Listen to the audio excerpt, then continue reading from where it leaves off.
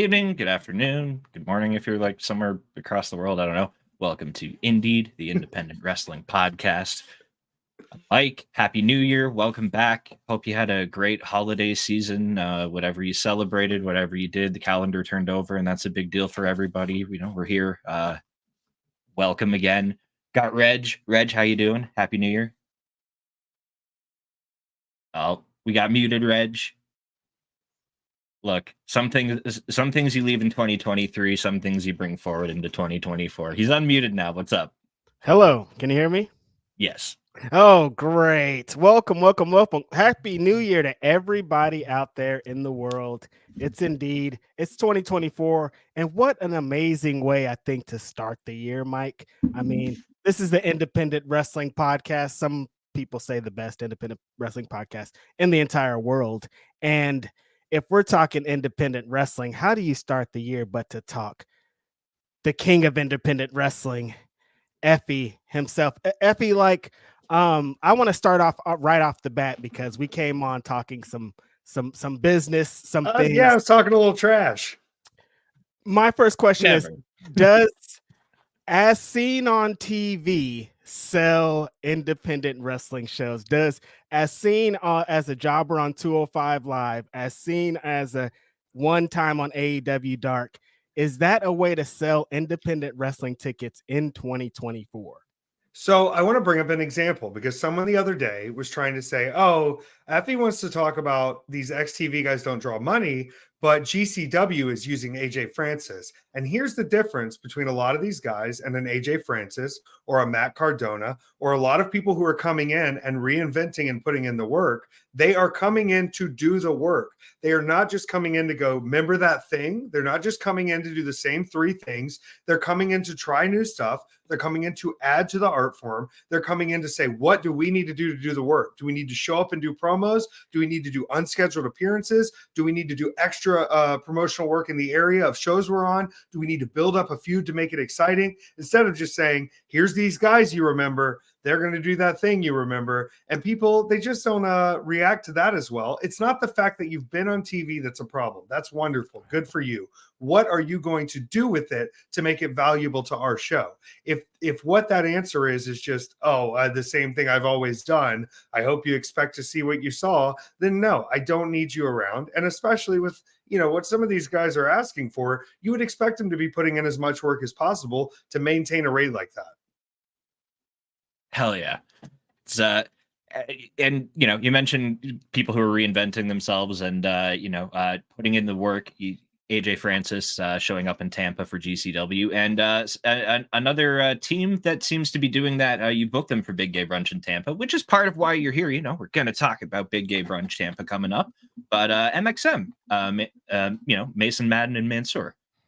I'm so excited, and people have said, what's the deal with Mason Mansoor? Are they gay? They are not gay. But the rules with Big Gay Brunch are this: you either need to be an LGBTQ talent on the come up, or you need to be something that the people want to see. And they have, I've been watching a lot of their Twitch shows. These guys are hilarious. They have the attitude I want. They have the charisma and the uniqueness, nerve, and talent that I want. They're coming in to do the work. Mansoor goes way back with Dark Sheik, with Hood Slam, with that crew. Mace is just one of the funniest dudes I've ever seen perform live. And fans are clamoring to see, once they've seen them on TV and seen what they've been doing, they want to see Bussy next to Mason Mansoor, and we're going to give them what they want. I'm a promoter in the sense that I want to sell tickets to the show, and this is a match that people want to see. This is one of their first appearances as a team together, and I think they're ready to show the world that they're going to put in the work too. They're not here for just a short little nostalgia run. Mason Mansoor wants to go out and continue doing weird stuff, wild stuff. Obviously, they showed up at Deadlock Pro, which was incredible because that's a whole different Mason Mansoor than we're used to getting, a very intense, very focused version. But I hope with this match, you're going to see a lot of wrestling in it, obviously, because Allie forces me to do a lot of wrestling. But you're also going to get the goofiness, the fun, the parade of fashion, and the magic that a big gay brunch promises. Effy, this is going to sound really funny, me saying this. This Big Gay Brunch feels like the most diverse one you've booked, meaning usually it's like kind of stars that we know. I don't, maybe not that we know, but like that are a little more prominent in the independent space. This one feels like there's some up and comers, some unknowns, some people that you're trying to showcase on a bigger schedule, a wider stage. Was that a conscious effort made, or did just everything kind of fall into place? 100%. I think, previously, and I mean, it's still the case where these are not easy shows to book. Right. There are a lot more LGBTQ talents out there now. There are a lot of people who've been putting in really a lot of effort over the past year, past 2 years. And so it was a chance to sort of say, hey, let's put some of these people that I've watched from the sidelines that aren't necessarily as in contact with me all the time and put them in the spot where they can shine and where they can kind of show off. And like today, we announced the Runway versus Creeps. The Runway, we've obviously had a big Gay Brunch before, but Creeps out of Georgia, I've been watching a lot of. I've seen them working really hard. We worked some shows together, and I thought, hey, this is a wonderful time to bring them in. And then we recently had the Big Gay Thanksgiving in North Carolina before WrestleCade, and Kate and Pierre, huge standout, had a match with me that was incredible. I hope people get a chance to watch it because I actually wrestle a good bit in that match. And then Allie Catch having a match with Kaylin Marie. And she said, what are we doing? Why haven't we been booking this girl? And sometimes it's sort of just, I'm blind and I'm doing too much work. And it's not fair to people if they've been putting in the work and I haven't been paying attention. So I tried to really pay a little more attention, really look through the list, really see who's putting in the effort. And so I think this show is going to highlight a lot of people that maybe people haven't seen before. And I've kind of put the trust in the fact that people trust me, that they say, hey, if it's an Effy's Big Gay Brunch, obviously Effy's going to be there. Obviously it's going to be a good time. Who do you have for us? Who are you going to show us?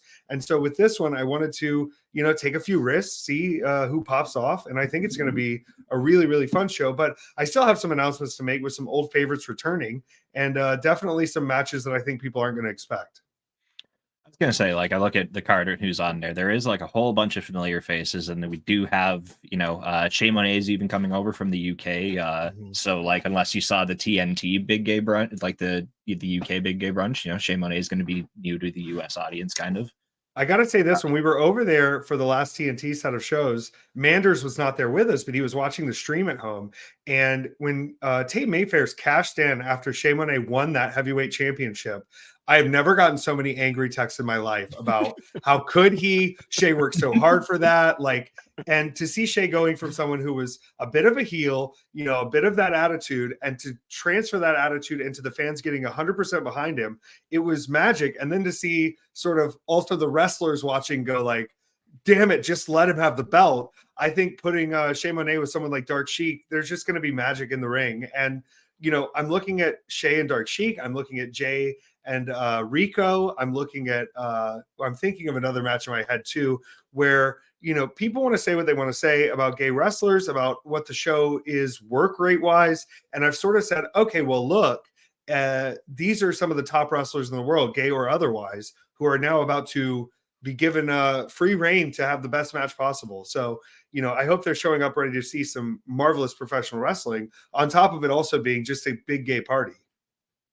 Absolutely. Look, I'm always looking forward to a little bit of.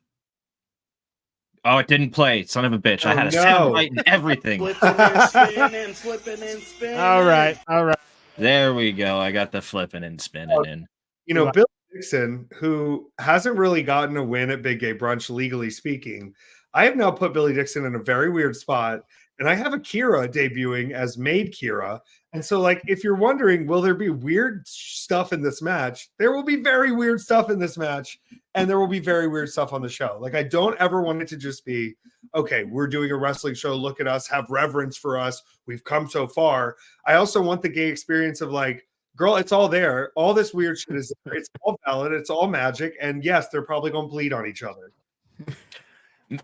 Maid Kira actually, being in a wrestling ring is something I'm really excited to see the debut of, because that was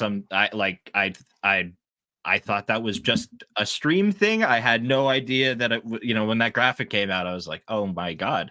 This is all I want. I asked Akira directly. I said, is anybody trying to book Maid Kira? And he was like, no, but they could. And so I was like, all right, well, boom, I'm booking Maid Kira, which to me is I've seen Akira do a lot of things. Akira's in Japan right now, performing in Korakuen Hall with Violent J.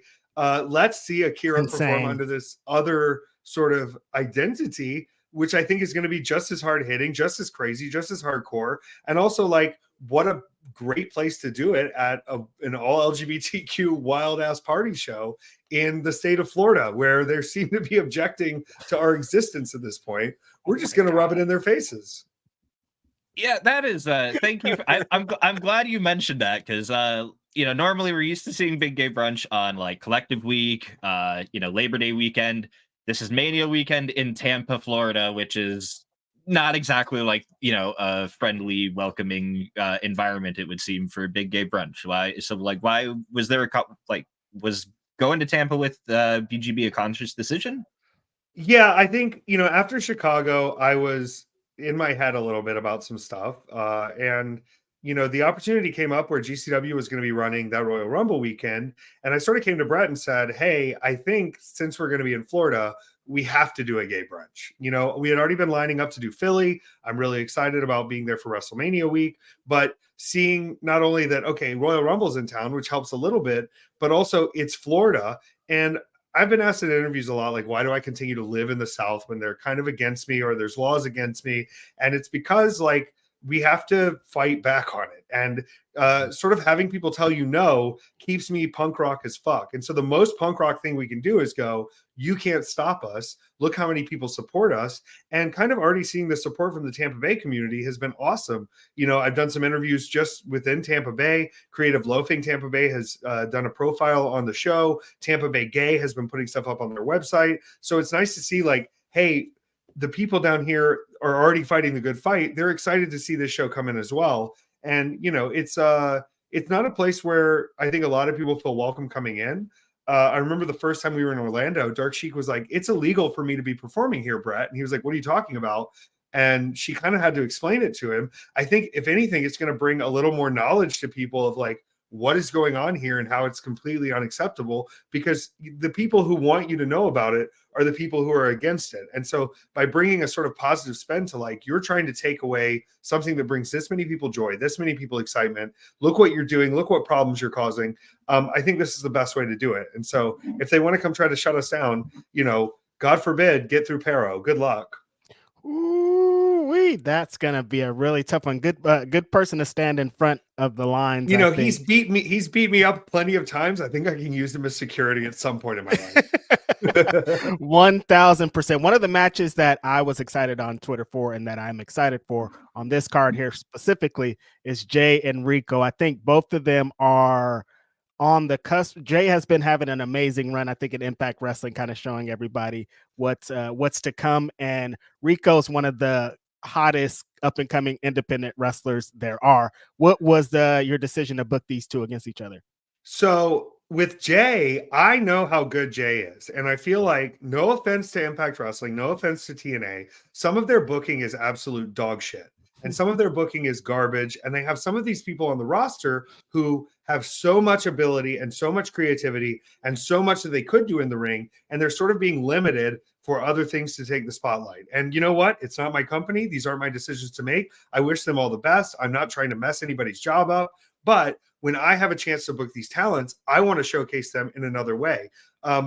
Jay can do a lot of things in the ring, and Jay has been kind of reduced to just being a personality on the show. I want that ring ability to shine. And with Rico is nuts, and Rico will show up and do any match anywhere against anyone. And the craziest stuff you've ever seen. I think about a match he had with Coda Hernandez at Freelance, where he's just hanging off the ceiling to double stomp this man and almost died in the middle of doing it. And it's just like low-key fun for him to get in there and mess everything up. I got to see him and Mac this weekend. They came up for the New Year's show, and they got to hear me complain about some things. But I think it's awesome to be around sort of the attitude that both of them have.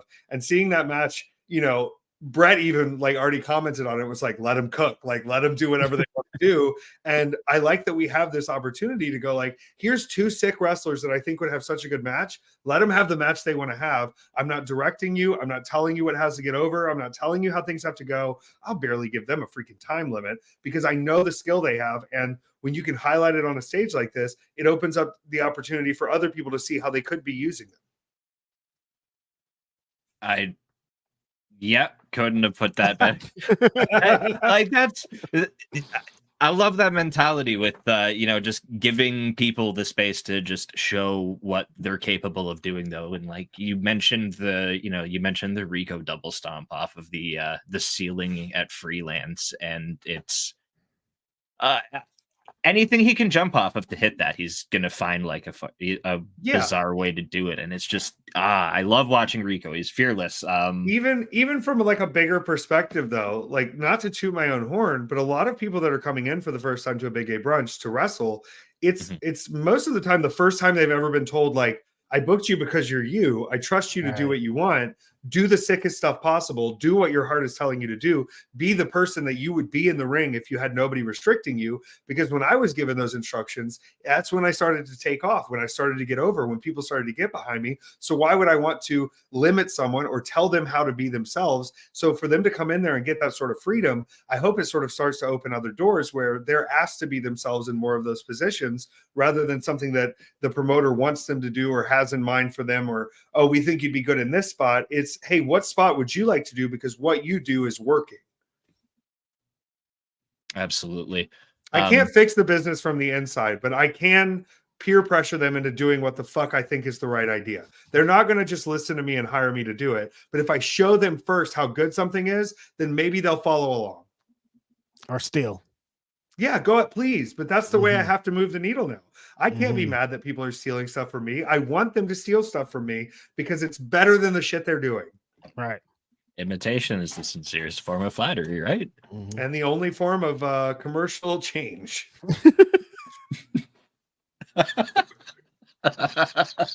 Where do you come up with this, Effy? I went to college, sadly. Now I'm trying to use all the things I learned in PR and marketing to make wrestling look a little bit different than it did when I got in. And I think so that far, makes so much sense, that like the way that you look at and talk about the business, that makes a lot of sense now.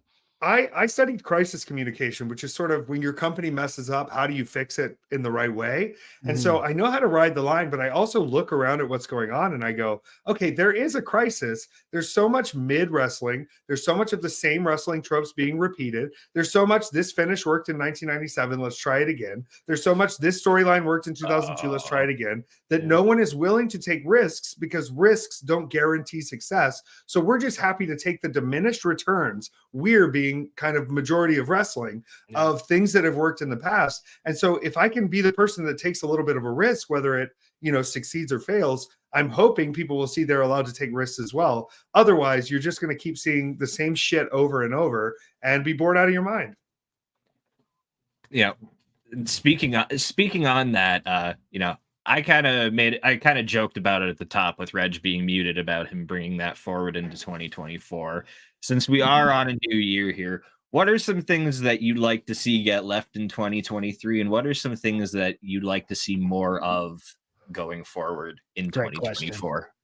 I got really fired up today about the stupid FTR tweet because you got these two idiots walking around saying they're the best tag team in the world, and they won't even have intergender matches. They've been presented with them. They will not have them. Gender in wrestling is the most foolish, stupid thing possible. You could have had Jay Cargill beating up boys every week. You could have Chris Statlander beating up boys every week. Willow Nightingale beat the hell out of me, and it was very believable. For people to not see believability in intergender or mixed gender wrestling, it's so stupid. And for the way that our world is going, to diminish things into this gender or that gender is sort of missing the point of people who are non-binary, people who don't fit within that gender spectrum. I am a big Max the Impaler fan. And what they are doing at NWA is fighting against what NWA is probably known for in the past. And I've said things about NWA and I don't need to anymore because I want to say Max the Impaler is fighting the fight from within. I'm out here yelling, throwing my rocks at the building, but Max the Impaler is going in and going, you need to combine these belts. I'm tired of working in a women's division. I'm not a woman. I'm a non-binary person. And to see that succeed, to see them continue to mess up the system is wonderful. So I would like to see this whole the men fight the men and the girls fight the girls. And if you're not a man or a girl, then I guess you're going to fight what I think you might be. It's complete BS. It misses the entire point of sports entertainment. And you're going to tell me really Adam Cole could beat up a woman? The dude's 5'7". I'm not playing games anymore. Vince McMahon told him he should have been a fucking manager, and he was completely right about that. Thank God he was listed at 6 foot on the WWE website, because now I'm 6'4". But I'm not going to sit here and pretend that every man is somehow more powerful than women and more magical than women when the women on their roster are better wrestlers. Look at Athena this year. She's like 5'3". You think she couldn't beat my ass? You think she couldn't take me to my limit? You're a fool if you think she could not take me out and doesn't have a plan to take out a much larger opponent. I've seen her do it with all sorts of people. It just gets me fired up because we're missing so much good wrestling. And a lot of the reason isn't just because it's what wrestling believes, but it's because we're at this point where we are so scared to run off the TV advertisers. What is Glade Plugins going to think if we don't, if we have a man and a woman fighting and they go, what isn't like domestic violence? I'm sorry, we are all consenting to be in the ring. And if you don't understand consent, then we have a wonderful way of showing it to you. I'm a woman, I consent. I'm a man, I consent. We're having a wrestling match to showcase our wrestling skill. It's that simple. And we're so scared of messing up the status quo and our little sponsorship ratings that we're going to keep doing the same crap. And we're still going to expect people to want to come see it after we've seen all of it.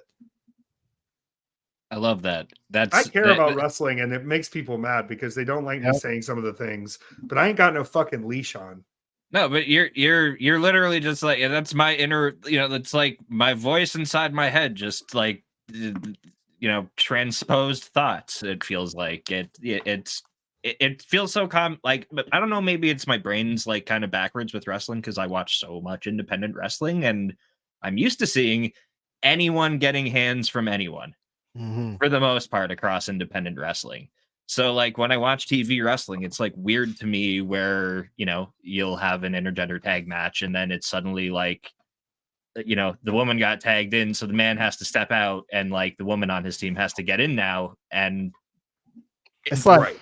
Candice LeRae built a career off of intergender matches. Like I watched her come to prominence in PWG, and we'll never ever see that as a TV wrestler. And even the PWI doing their women's list up until I think last year or maybe the year before, they were not including any intergender matches in the ranking of these wrestlers. So you would have someone like an Alley Catch who had a ton of matches, a ton of victories, but since it was matches with men, it was almost like it didn't exist. And even they have overhauled the system to say, okay, we need to include all the matches here that these women are having if we're going to have a proper ranking system. And if they're making the change, if the biggest wrestling magazine in the world is making the change, what are we doing?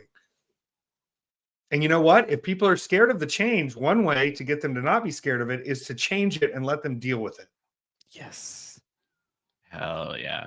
All right. So if we're leaving that mindset in 2023, what are we bringing forward into 2024 then? I think what we're bringing forward into 2024 is, and this is going to sound a little crazy, and it's something I'm personally bringing into 2024, actual believability.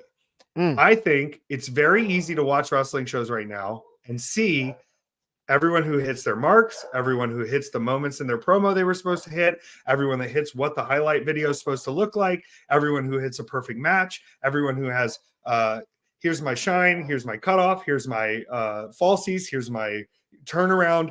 And instead, I kind of want to go back. I've been watching a lot of Cactus Jack and Terry Funk and Stan Hansen and a lot of these older, all Japan matches. And the structure of these matches was very different. And there was a believability to these people actually fighting each other. And it didn't always look clean. And it didn't always look like things were as soft or as safe as they needed to be. And so needless to say, if you're watching me and Mance Warner, as this grows and as he has turned his back on me and as he has caused me more and more issues, if you think that we are pulling back on any punches, you're a fool. If you think that we're not trying to kill each other, you're a fool.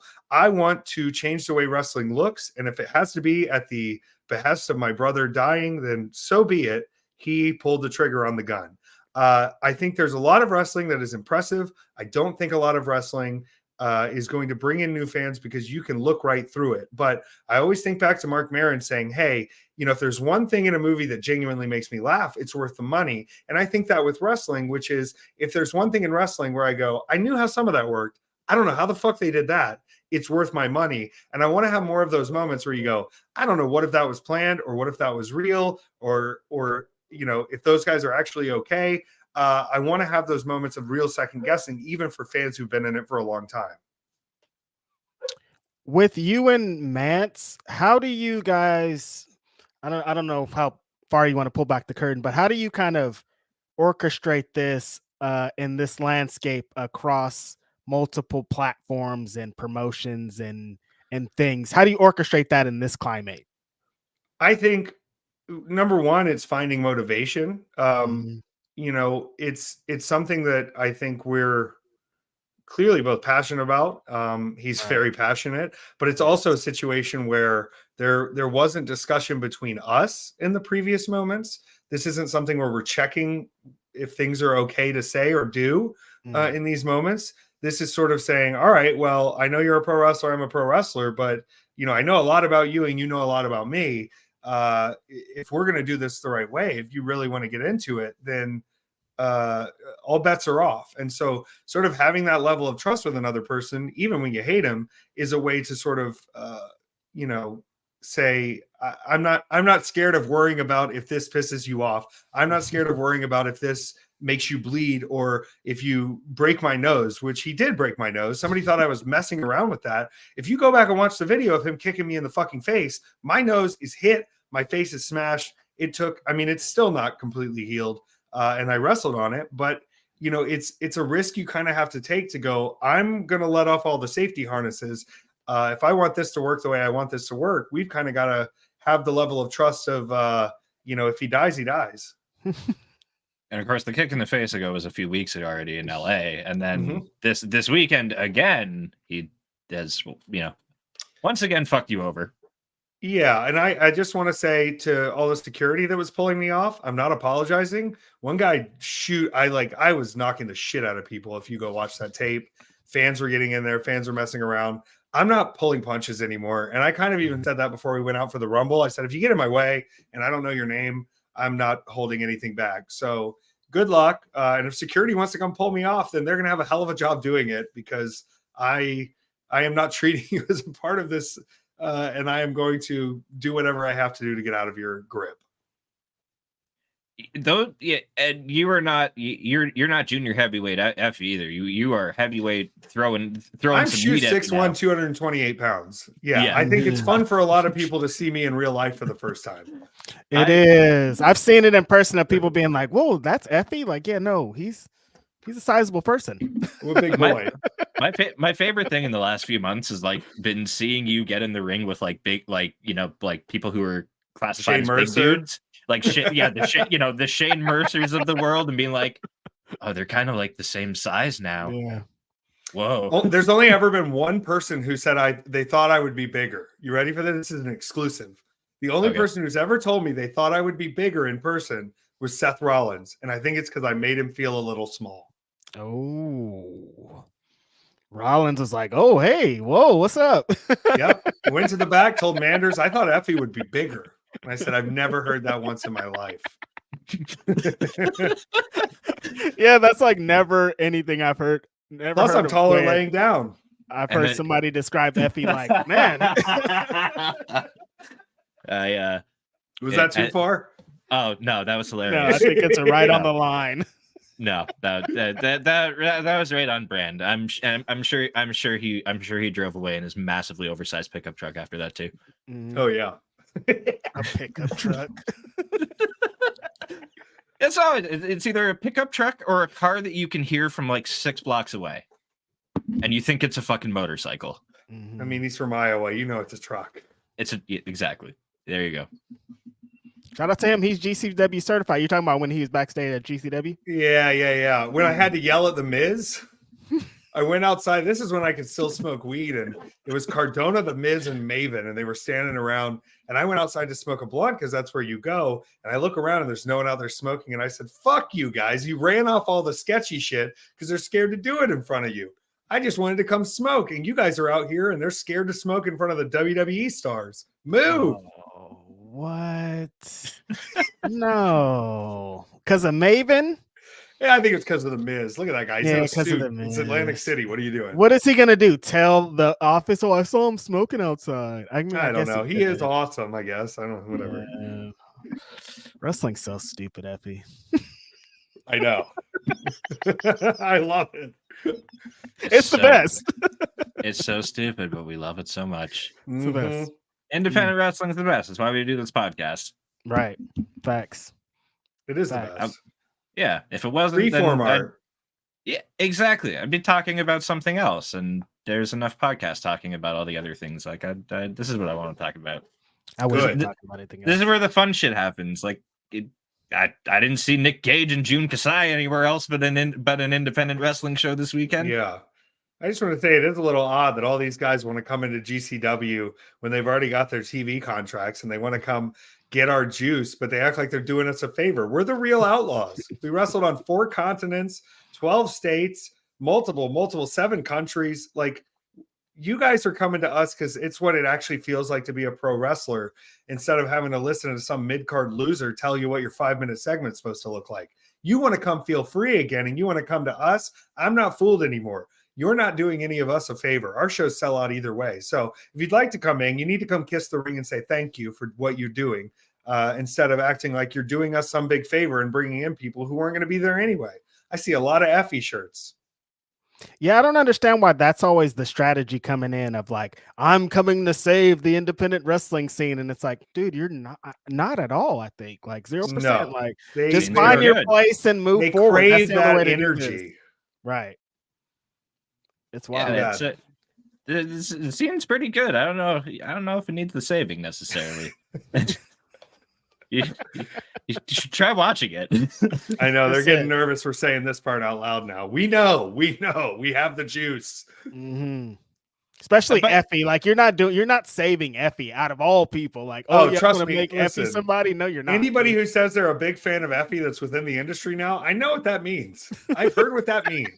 It means you're going to get new heat. You're going to get a new job. You're going to sign a new contract. All you got to do is come touch me. I'm not doing that shit anymore.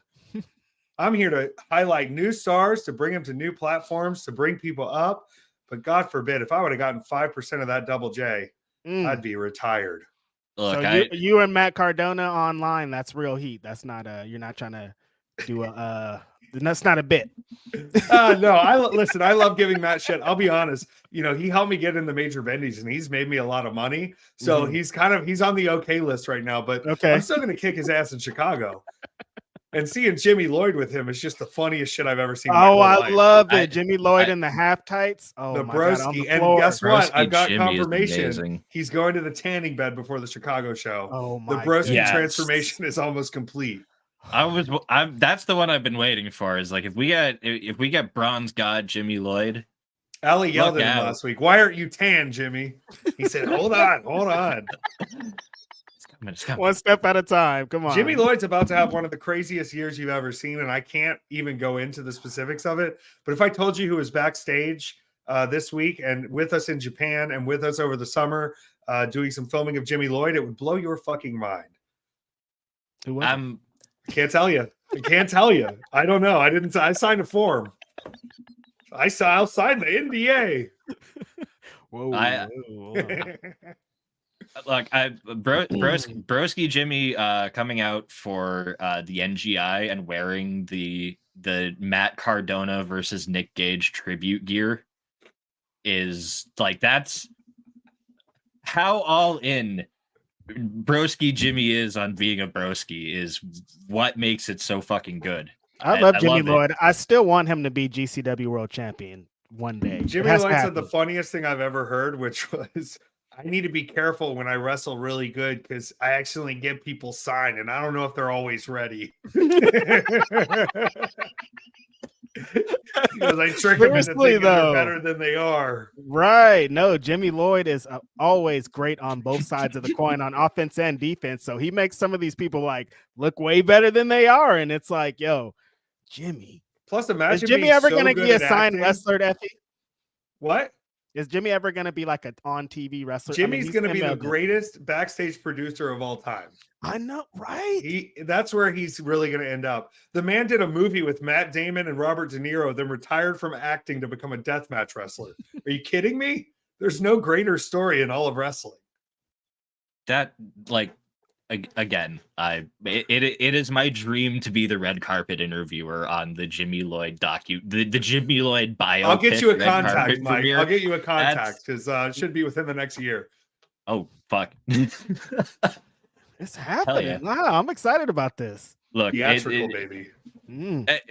Honestly, Jimmy Lloyd is like Jimmy. Like again, it's one of those praise GCW things where like that is he's like the gatekeeper to that roster as well. If you're gonna turn up at GCW and kind of think you'd like to have a little run at making some GCW shows, you're gonna have to wrestle like Jimmy or Tony Deppen and go through one of them and actually like have a good fucking wrestling match and prove yourself worthy against them. And Jimmy Lloyd doing that for so long, it's huge testament to him. He's magic. He's one of the few trusted people. I gotta tell you, you don't want to look over Jimmy Lloyd. Mm-hmm. But it makes me think of kind of what Brett was saying about GCW in general in the like 2023 GCW had with all those different stats he was posting last night with all the travel and everything. Like the 4 out of 7 continents. It's a bunch of countries, a bunch of new places. It's weird how much dislike they get for how successful they are as a company, and how much wild, diverse wrestling they actually produce. Right. I think it's a testament to how close to the ground we keep our ear on things at GCW. If you really look at the amount of different types of wrestling and different types of shows that are coming out of there, and obviously Philly, they haven't even announced everything yet, and there's some crazy stuff on the horizon, including no conflict scheduling with Wally Mania. Trust. There's another separate announcement coming for that too. God. That I think everybody is going to have a little bit of a freak out about. Fine. I had a good convo with Billy Dixon the other day about that. Thanks for the help. It's been 5 years. I'm like, why don't you guys ever change this? This is ridiculous. Please talk to each other. No, I think it's going to be wallet friendly and schedule friendly for everyone. Awesome. Effy, I have a question. So recently turned on MLW and it looks different. Like I'm watching this show and I'm like, I'm seeing a lot of your friends on this show. Like a lot of your friends are like just featured on this show, like heavily. Will we ever see you featured on there? The cost to put Effy on a televised program is a lot higher because the expectation is that you will be able to use the footage of Effy to make more money. And so we could not come to a price point agreement. But I will say when they had Mance, Manders, and Justice together and then added Microman instead of Effy, it was the best booking I've ever seen. I'm like, wait, one of these things is not like the other. It was literally take the guy who's not there. Now he's Microman. It's a pretty good exchange, right? Effy for Microman. Effy for Microman. And Microman will be with us in GCW for the Chicago show. Very excited. And then fighting Joey Janela in Columbus the next day. I can't wait for that one. Joey, every time somebody gets AJ Francis and Joey Janela is another one I'm looking forward to. Every time somebody comes in to wrestle Joey, Listen, Joey and Kenta just did 42 minutes at the Defy show that they had recently, and it was incredible. There's not an opponent you can put in front of Joey that is going to surprise him or going to throw him off his game. Anybody that gets in the ring with Joey Janela is going to get the best of Joey Janela, and I think that's what makes him such a well-rounded and wrestler that stayed around for as long as he has. Mm-hmm. Absolutely. Far too slandered for his contributions to wrestling. Got a super chat here, by the way. Effy, tell them about the Star Wars shirt idea I told you about on Saturday. Effy over your favorite champ. Okay, so it's going to be me as Princess Leia holding on to, I believe, Allie as Luke Skywalker, and then Dark Sheik as Han Solo is the way that it was described to me. And I think it would do well. It'll do great, yeah. We're making a lot of money with that. It's a great shirt idea. All right. Good. You're onto it, Van Twin Blade. Yeah, seriously. Somebody make it. Somebody we need design the art it now. I will pay you for the art. Yeah. But I need the art. Yeah. The idea is now out here in the public forum. You know, The first Thrusty get to shirt. work. Yes. Get to work. No AI. No. AI art is bad. Yeah. Don't To do that look shit. at and to create. Y'all think the Seriously. robots aren't going to take our jobs? Well, they are now that you got to see yourself as a Funko Pop, you narcissist. Oh my God, Effy, why won't they listen though? They don't listen. They go, it's bad. And then they do this thing. I know it I'm happens every tired. time. Like, this sucks. Don't do this. But also, Someone look at said, this can I do an toy. AI poster of you? And I said, no, to announce you for the show. What? Oh, they're doing AI posters now I said, too. no. Yeah. Oh, I said, no. absolutely Oh, not. Learn to use man. Photoshop. I don't even care if you're using MS Paint. That's better to me than using freaking AI to make your posters. Oh, Like you go on Twitter and find a billion graphic designers to make you a show So poster. Yeah, but you got to and- pay them $2. Support the arts. Yeah, you know, at least all the wrestlers on your show poster will have the correct amount of fingers and shit. mhm. Yeah, trust. I'm not signing any posters that are AI art of me. I just have to let you guys know now. You know, that's a good ass policy. I respect that. Hell yeah. Effy, Perfect. appreciate. All right, so Big Gay Brunch, Tampa, January 27th. It's coming up. The ticket link is in the video description, I believe. If it's not, I'm gonna get it there because you know. Thank you. BigGayTampa.eventbrite.com. Awesome. Where can everyone find you at on the social media machines? I am Effy Lives on Twitter and Instagram and Facebook. And then you can follow the podcast Weekend at Effy's, which is a weekly podcast of me talking with my wonderful roommate Pitar about the adventures of being a worldwide traveled indie wrestler, as well as a lot of other things. I get a little opinionated on there sometimes. I really hate when I have these like clickbait things happen, but I got to say, more people sign up for our Patreon when I say shit about Ronda Rousey being a piece of shit. And I also heard a story about a wrestler that was recently in the ring with her, confronting her about these things and how she tried to backpedal a little bit and just say, "Oh no, it was just saying you should question stuff," and really held her to task. So God bless you, and you should have won the Ring of Honor title. Maybe you will soon. Well, thank you so much for Hold joining people us. to task. Yes. That's what we really need in 2024.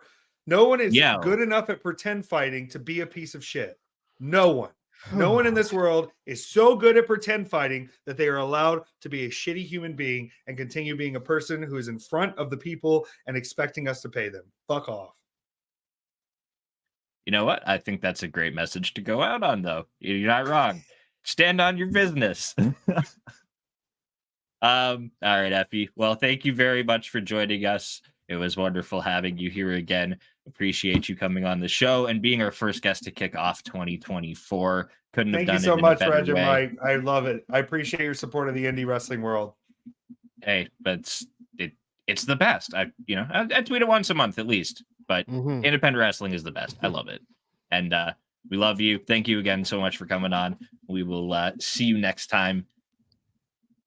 Have a good one. Peace.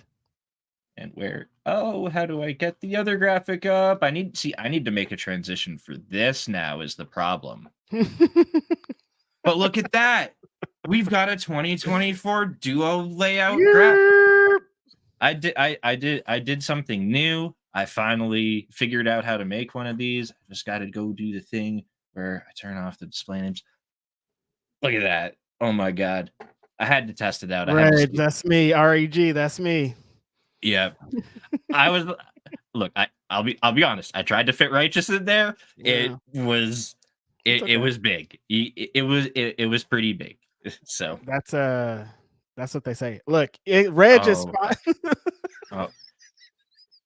Might be our last Indeed of 2024.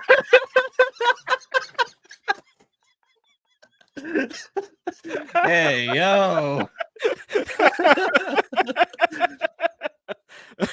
REG works, okay, you guys. There we go. Woo, all right. Woo, it is indeed. Mike, what's up, my brother? How's everything going? It's pretty good. It's pretty good. My face hurts a little bit from laughing now. You know, Mhm, had mhm.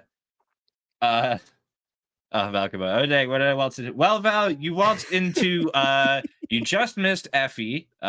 We spent the first 40 minutes or so talking about Big Gay Brunch, a bunch of other stuff. It's Effy, so anything that is on his mind that he feels like saying, he's gonna say. So you missed a bunch of that, and then I don't know what you waltzed into, honestly. Redacted conversation. Redacted conversations for sure. So I do need to there we go. What a game. There we What a go. game. What a game. We're in 2024, Mike. Like it feels crazy. It feels like 2023 went by really fast in my older Mhm. age. The time is just moving quickly. I forgot about doing these year-end lists. There's still people sending me like, what's your or contribute to our year-end list? Blah, blah, blah. I'm like, I can't remember anything, dude. I'm just gonna vote Brian Danielson on everything because I can't remember. But like, even in independent wrestling, it's been moving so quickly. I think that I just need to take time to sit back and kind of analyze everything going forward. You asked Effy a question earlier. What kind of things do you want to leave in 2023? And what kind of things do you want to take into 2024 as an independent wrestling connoisseur like us? Things like so leaving things in 2023 is kind of like a weird one for me because generally if I don't like stuff, I don't really pay attention to it. Same. So like I don't really keep too much track of what's going on that I don't like.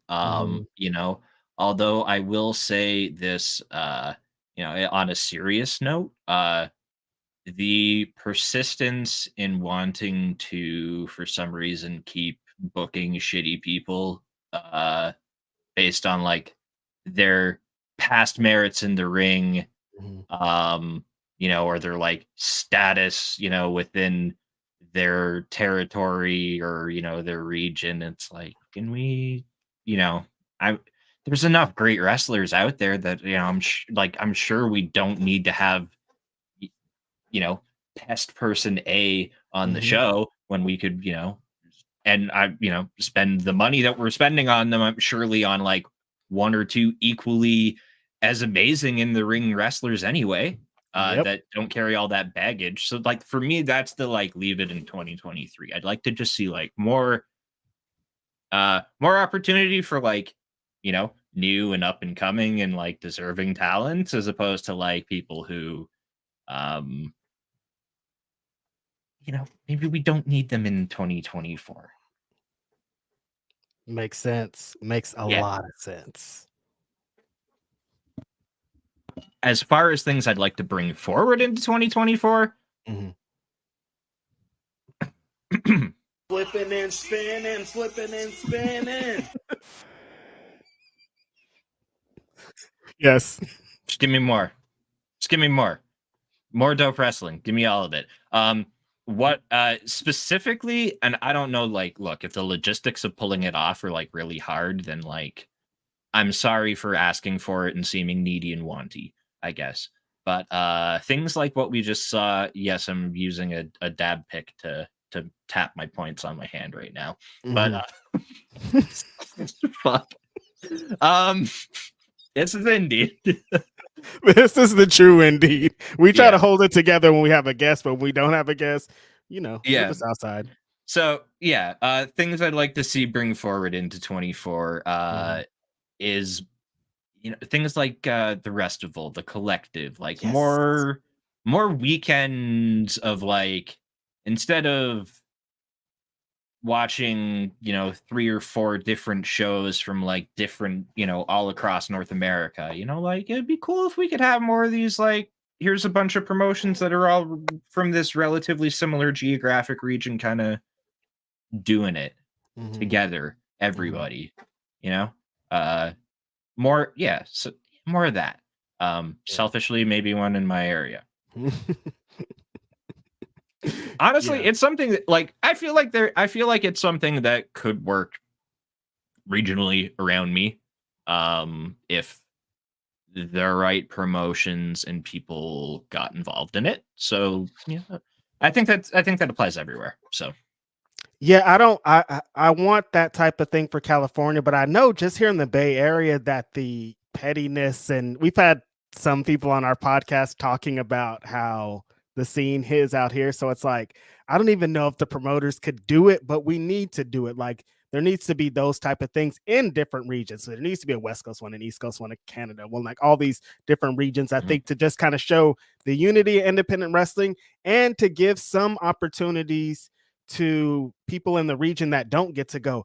Alpha Zoe's been in Japan, but he needs to be on the East Coast. He needs to be all over the country, but he isn't. He's just on the West Coast. Titus, there's all these other people that are kind of existing over here that need a bigger shot. That I think a showcase like that is needed. Now, there are a lot of good things happening. I think with streaming, we're at a pretty good place, but there's just a few missteps I think that are going on that could happen. Like, there's still kind of petty beef going on when I think we could all be collaborating and moving forward. It's like there's no need to force wrestlers to only work one promotion or force whatever kind of dumb stuff is going on behind the scenes, just stopping like matches from happening. I think that just widely across the wrestling landscape, my least favorite thing in the world is wrestlers not wanting to lose. We're like lost so many matches because people can't even be in that match. And it happens in independent wrestling. You get like somebody from like somebody signed wrestler or a TV wrestler, they come in, you know exactly the result. I don't want to go in knowing exactly the result. That's so boring to me. Like, that happens so consistent. Like, oh, they're wrestling Mike Bailey, so we know they're going to lose, or they're wrestling this person, so we know we're going to lose. Like, there has to be some sort of mystery added to this. Like, everybody knows everything that's going on at all moments. And if we had a little bit more mystery of match results, match types, match anything, I think it'll help in the end. As far as leaving something, though, I kind of feel in the same place as you. As like the stuff that I don't like, I had already left it 2 years ago, 5 years ago. I don't even know like what's bad that would force me to do that. I know there's some crazy practices going on. There's still some people doing some very nasty things, as you described. There's some wrestling companies that use shock value when they use stuff like that as how they try to get over, and it never works, but it does work because people complain about it, and then it's just a vicious cycle of terribleness. So like, stop sharing that shit. If it's terrible, somebody setting their self on fire, don't be like, this promotion's really dumb, look at this guy setting himself on fire. If we just don't share it, nobody will ever see it and nobody ever know, and that'll go away. So yeah. You know what? I know. Okay, so I love this comment. I know it doesn't help sell tickets, but more mystery matches, please. Mystery wrestling. Evil Uno runs this out of the Ottawa area in Canada, and the card itself, like the matchups, full mystery. What they'll do is they'll do some talent announcements only, and off of that, it's like what it kind of echoes almost what Effy was saying here. If you announce the talent, and the talent moves the tickets, good. And that's what they do. They'll announce the talent only. So you don't ever get a card. You don't know who's wrestling who. You'll know a few people that are there, and generally they sell out based off of just knowing who's going to be there and the allure of who the hell could they be wrestling. Because what ends up happening is you watch the show, and as the show has demonstrated, obviously they're a bit of an exceptional example because they also lean into they have some wild match stipulations and match types and whatnot, but it's not to say that you couldn't just run that with another regular card anyway of like, totally. Hey, here's a few matches that are happening, and also this person's going to be there and this person's going to be there, and you should probably be able to at least mostly sell out just off of saying they're going to be there. Like, you don't. I think. I feel like the match card, giving the full match card out, before the show is something I'd like to see a little less of. Agreed. I don't think it's in this landscape, Mike. Like, dream matches are like, that term is going to have to fail to exist at some point because we've gotten them all, and I don't think we need to know every single match going into every single show. A little bit of mystery. I think this is great. If Prestige announced all the wrestlers that are going to be on their show, but none of the card, people are still going to go to the show. You know what I mean? Like, oh, there's going to be 10 of the best wrestlers in the world. You don't know who they're wrestling, but they're going to be some heat. They're still going to sell out. If Defy does it, if GCW doesn't have to announce matches at this point. All they have to do is announce who's going to be there, what region they're going to be in, and that shit's going to sell out. Like the matches should be just cherry on top at this point. Oftentimes, yeah, and I will actually give GCW some credit for that, where oftentimes they don't give you the full match card until like maybe the day of the show or like an hour before the stream goes live, which at that point it's like you probably already committed to going if you're gonna go, and you've already probably committed. Like there were 4 matches on the New Year's Eve show that got announced on the day of the show, but it's like I knew for the last 2 weeks that I was watching that show on New Year's Eve. I was gonna sit here at home and do laundry on New Year's Eve and watch Nick Gage versus Jun Kasai because you put that match graphic out and you already had me for the show anyway. Right. And like, there's been a couple other things that kind of came down with that got me more interested. Like, ooh, Charlie Evans versus Risa Sera. Which shout out to both of them, 2 fucking incredible match. But like those 2 matches, and for me as a deathmatch guy, like obviously that's easy for me. So I understand the need to put out other match graphics than just a couple of death matches, but the epicness of Nick Gage versus Jun Kasai, I'm like, okay, well, I'm committed to watching this show now. And then like finding out the day of the show, like a couple hours before the stream, oh, they've got all this like other stuff added to it. Cool. All right. I'm sold. Like Joey Janela versus Emerson Jane was one that got announced like on that day. That ended up being one of my favorite matches on the whole card. Like when I think of the shit that like really got me the most excited in the moment while I was watching it happen, like that was right up there with with Charlie Evans and Risa Sera and Gage and Kasai.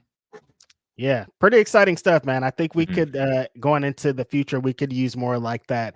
I think it's going to come down to these regions kind of ramping it up and getting intense and kind of continuing what they were doing into 2023, more into 2024. I think it's still an exciting time. There's some stuff that we need to work on, but I think there's so many cool things that are happening. There was one chat. Oh, this one was from Joyful Violence.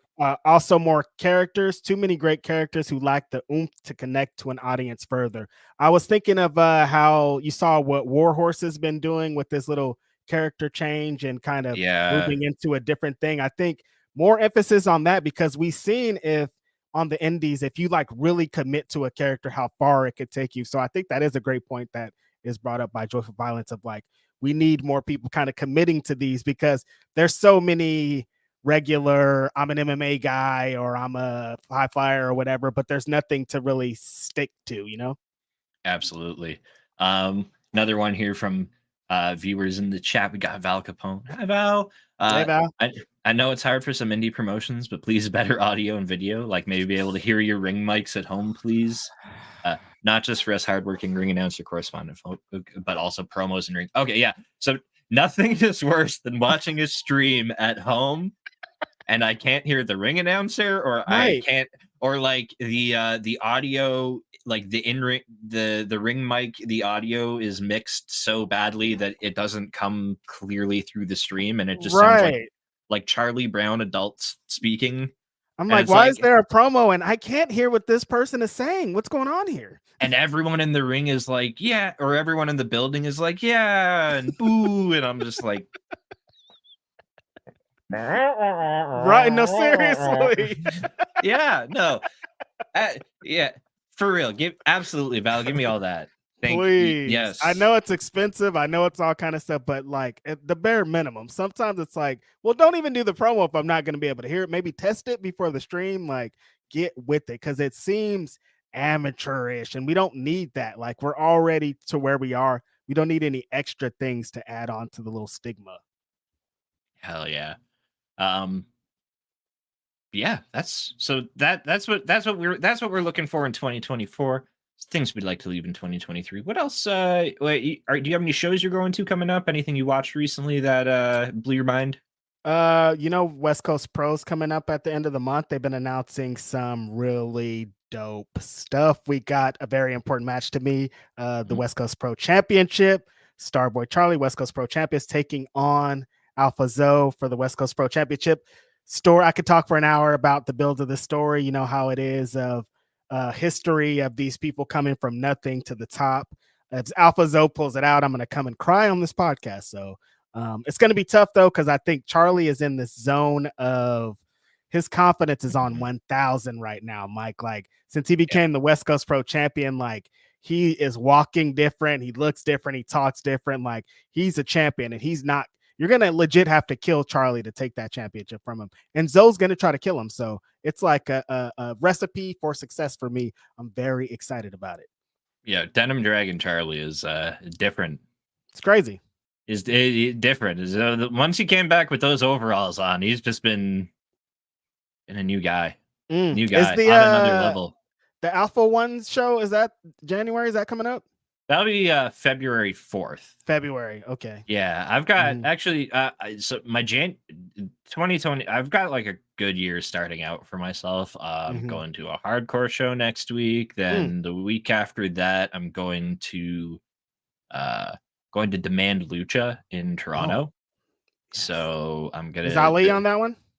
The main event is Gringo Loco versus Mustafa Ali versus Jack Cartwheel for the Demand Lucha title. Sick. So not to beat a dead horse, flipping but and spinning, flipping and spinning.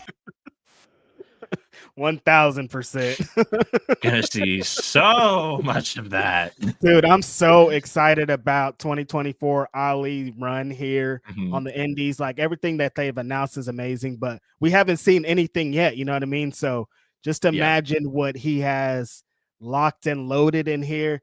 Him being a part of the yes. Him being a part of, and shout out to Val, him being a part of the Chicago scene and how hot that is, and jumping right in there, and the influence he already had over like everybody in there. But now for him to be one of those people, I think it's exciting for him. I think it's exciting for the scene, and it's really exciting for independent wrestling. Like, the Chicago scene at the end of the year, we're going to be like, damn, Chicago fucked everybody up just because of how strong the wrestlers are and how strong I think their spirit and their energy is at the moment. That GCW show coming up, Ali versus Gringo. That's Chicago. That's Chicago right now. That is, that's like Chicago #1 versus Chicago 1A. Like, that's the battle for King of Chicago right there. Yeah. That's awesome. That's a sold out show too. Like, with one, you only had to announce one match to sell that bitch out. Right. Like, that was easy. Yeah, so I've got that one coming up, and that Demand show is kind of going to be a fun experiment for me. This is what I'm going to try to do this year. Is I've recently reconnected with an old friend. He's interested in the independent scene more so because of like a lot of our shared interests was like the hardcore scene and going to hardcore shows and stuff like that. So it's his first wrestling show is going to be this Demand Lucha show I'm bringing him to. Nice. So my 2024 I'm going to see how this goes, and we're going to test out the Bryan Danielson theory of, if you show really, really good professional wrestling to anyone, they'll watch it. Yeah. So I'm going to test out this theory by taking a complete independent wrestling noob to go see Gringo Loco versus Jack Cartwheel versus Mustafa Ali. Yeah, if that can't get them, then they'll never like it. And I'm like, okay, because I think that two things, there's only going to be two responses, and it's going to be, that was pretty crazy, but it's not for me probably, or it's going to be, when's the next one? Yep. So, and if it is a when's the next one, then that's going to be kind of like my running experiment through the year of introducing a friend to independent wrestling, But we're going to start off at a very, very, very at the top. I think you have, I don't think you can do it the other way around, where like, I couldn't be like, let's go, it's your first wrestling show, let's go to a shindy with 15 people at it. Yeah, no. Like, we can't do it that way, because coming back. Exactly. That first impression is, that first impression means everything. So got to do it the other way around, I think. But like, what a kind of lucked out on like what a great card to. And Joey Janela's on this card as well, so that's going to be like you're going to get all this premium lucha shit in this triple threat match, and then Joey's wrestling like it's definitely going to be like more of a hardcore plunder match. Yeah, so that's going to The be Man Lucha, they're doing some things out there. Very exciting. They always have such diverse cards, I think, and like to have a main event like this, I think is really important. Yeah, absolutely. It's a cool also Canadian like announcement weekend that Ali did. He announced the Demand C4 and NSPW or yeah, was it NSPW? I think so. But he announced those 3 dates like all in the same graphic. Oh. So it's like all 3 promotions were also like teasing the graphic at the same time. So it was like a coordinated effort from 3 promotions to do like a weekend tour for him here. Which working together. We're getting there. We're getting where that Canadian collective is, can't use that term technically, but that concept is we're almost there. Like, just be nice to each other. Come on, we're so close. It seems it's a big ask. It is, I think. I don't know. It shouldn't be, but it feels like it is. Right. I don't know. Who knows? But yeah, that's what I got coming up. And then like we were saying, Alpha 1, February 4th. That's gonna be really cool. Speaking of which, our guest next week is here to promote that Alpha 1 show. It's Brett Michael David, aka BMD. One half of the Sad Buds with Ricky Shane Page. He's a good old Canadian boy. He's also a active Twitch streamer. Is in twitch.tv/BMD Bud, usually streaming on weeknights. And we're gonna have a good time talking about Alpha 1, talking about some Canadian independent wrestling next week.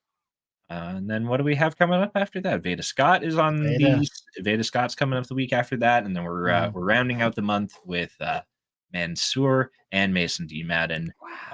MXM are going to be here, and then February's a mystery. We're not telling you about February yet, but we got big plans for February. Don't you worry about it. In the meantime, until next week, where can everyone find you at, Reg? You can find me at Righteous Reg on all your social medias. I don't be on there, but that's where you can find me. Later on, I'll be with Denise on the AEW Dynamite post show. Tomorrow, I'll be on with Kate on the Ring of Honor post show. Saturday and every Saturday, it's Philip Lindsay, Righteous Reg, Grab City Podcast. Sunday, I'll be on with Denise talking about the events of the week at noon. Is there anything else? No, I think that's it for the week. So yeah, you'll find me here every Wednesday also with Mike. So shout out to y'all. It's 2024. Very excited. Yes, absolutely. Me, socials right there. Mike from Indeed on all of it. You can search me all there. I'm sometimes streaming on Twitch. I kind of fell off the wagon on that again. I got to get back on it. Other than that, Sundays I do the brunch gimmick over on Love Wrestling. Later on tonight, maybe, I don't know, I'm gonna try to like take a nap and then wake up for it, but I was thinking of doing I'm gonna try to hold on for as long as I can with the Wrestle Kingdom watch along with Rob and everyone else on Fightful. So pray for me. If you want to send me a coffee, if you're a trusted friend, perhaps I'll give you, feel free to have a coffee sent my way. I'll be doing that every Wednesday here with Reg as always. Until then, Roseland 7 on Friday too. That's watch that. I'll probably be watching that one. That's come to think of it. Yep. In the meantime, for Reg and myself, have a great week. Watch some independent wrestling, go to some shows, buy some merch. Love you. See you later.